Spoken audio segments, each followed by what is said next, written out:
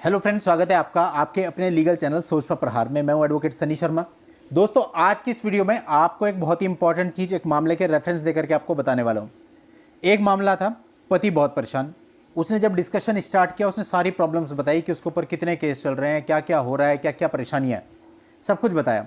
फिर लास्ट में सारी बात बखान करने के बाद उसने बताया कि साहब, मेरे ऊपर एक मेंटेनेंस का केस था और लड़की ने उसकी गलत तरीके से समनिंग कराई और उसको एक्सपार्टी करा लिया। जब मेरे को पता चला, मैंने एक सेट असाइड की एप्लीकेशन लगा दिया और वो सेट असाइड हो गया। बस इतना ही उन्होंने बताया, बाकी सारी चीज़ें बता दी, ऐसा ऐसा ये है, मुझे यहाँ रिलीफ नहीं मिल रहा, यहाँ रिलीफ नहीं मिल रहा, यहाँ रिलीफ नहीं मिल रहा। अब दोस्तों, मैंने उनसे पूछा, आप कह रहे हैं कि उसने गलत तरीके से समनिंग करा ली, इससे आपका मतलब क्या है? तो उन्होंने कहा, साहब ऐसा है कि जो उन्होंने समन कराया था, एड्रेस तो मेरा ही था, यानी एड्रेस तो सही था, लेकिन उन्होंने क्या चालाकी करी, जो ट्रैक रिकॉर्ड होता है ना, जो हम ऑनलाइन निकालते हैं कि एड्रेस ही को कब कितनी डेट पे मिला है, उस ट्रैक रिपोर्ट में एडिटिंग करी हुई थी। वो पता कैसे चला? जब उन्होंने फाइल देखी, उसमें जो नंबर होता है प्रॉपर, आप किसी को स्पीड पोस्ट करते हुए नंबर आता है, उस नंबर से उन्होंने उसे ट्रैक किया। तो उस ट्रैक में उसने दिखाया कि ये जो है, ये वापस कोर्ट चला गया है, यानी कि रिसीव नहीं हुआ, वापस कोर्ट चला गया है। और उन्होंने ट्रैक रिकॉर्ड में चेंज करके दिखा दिया डिलीवर टू एड्रेस ही, और उसको वहाँ पर लगा भी दिया। अब यहाँ दो चीज़ें आ गई। हमने कहा, यार आप सेट असाइड पे इतना फोकस क्यों कर रहे हो कि सेट असाइड हो गया? तो बहुत छोटी सी बात है, आपको तो फोकस इस बात पे करना चाहिए क्योंकि ये तो हमें एक ऐसा हथियार मिल गया जिससे हम सब चीज़ें अपने पास लेकर के आ सकते हैं ऑन रिकॉर्ड। देखिए, जो ओरिजिनल ट्रैक रिकॉर्ड है वो आपके पास है, जिसमें लिखा हुआ है वो आपको रिसीव नहीं हुआ और वो वापस कोर्ट में ही गया है, और जब कोर्ट में गया तो कोर्ट की फाइल पे ही लगा होगा। और सेकेंडली, जो एडिटेड वाला ट्रैक रिकॉर्ड है वो भी कोर्ट की फाइल पे ही लगा हुआ है। अब इसमें कोर्ट स्टाफ की कोई मिस्टेक नहीं है कि आप किसी को ट्रैक रिकॉर्ड दोगे, सबमिट कर दो, पेशकार साहब सबमिट कर देंगे, उनकी क्या गलती है? गलती आपने कर दी। अब आपको ऐसा पॉइंट ढूंढना होता है। मैंने उनसे कहा, आप सारी टेंशन छोड़ दो, आप इस एक पॉइंट पे फोकस कर लो। भाई, कितना बड़ा फ्रॉड आपने किया। आपने गलत तरीके से कोर्ट को यह बताया कि समनिंग हो गई, और इतना ही नहीं, आपने टेम्पर डॉक्यूमेंट भी कोर्ट में लगाया, यानी 420 और 468 आईपीसी दोनों बनती है, जो कि दोनों ही बहुत बड़ी धाराएं हैं, और ये धाराएं अगर इन पर लग गई तो बेल भी नहीं होगी। तो मैंने कहा, आप इस पर फोकस करो ना। अब आपके पास सारी चीज़ें आ गई, पुलिस को एक कंप्लेंट दो पहले, पुलिस ने कुछ करना नहीं है, आप केवल उसकी रिसीविंग ले लो और वो रिसीविंग लेकर के 156(3) डाल दो।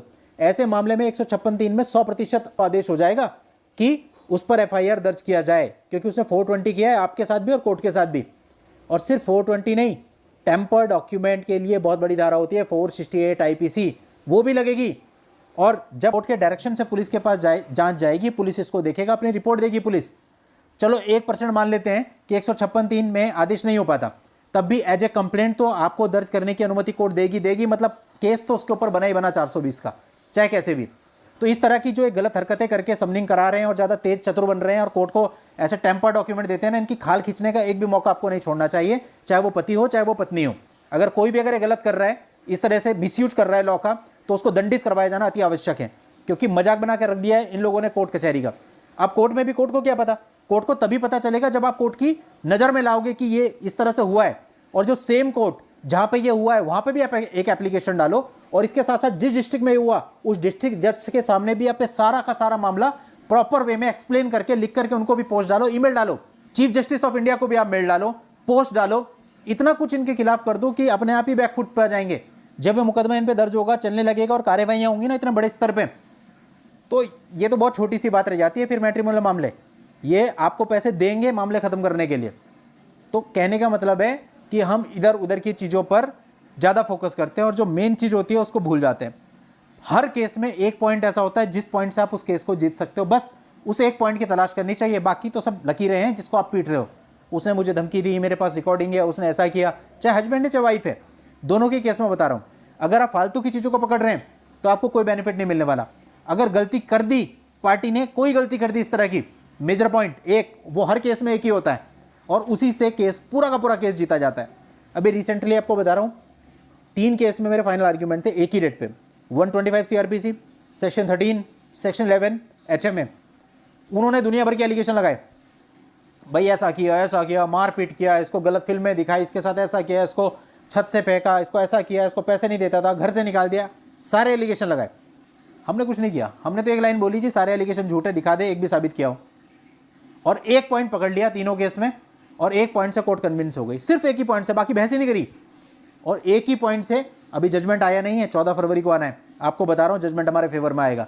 कि ईगो नहीं है, घमंड नहीं है, कॉन्फिडेंस है मेरिट का। मेरिट पे बता रहा हूं आपको, हमारे फेवर में आएगा। तो दोस्तों जब भी हम किसी केस को फाइट करते हैं तो उसे जीतने के लिए फाइट करते हैं डेफिनेटली, और जीतने के लिए हम यहाँ बैठे हैं, हारने के लिए तो बैठे नहीं है।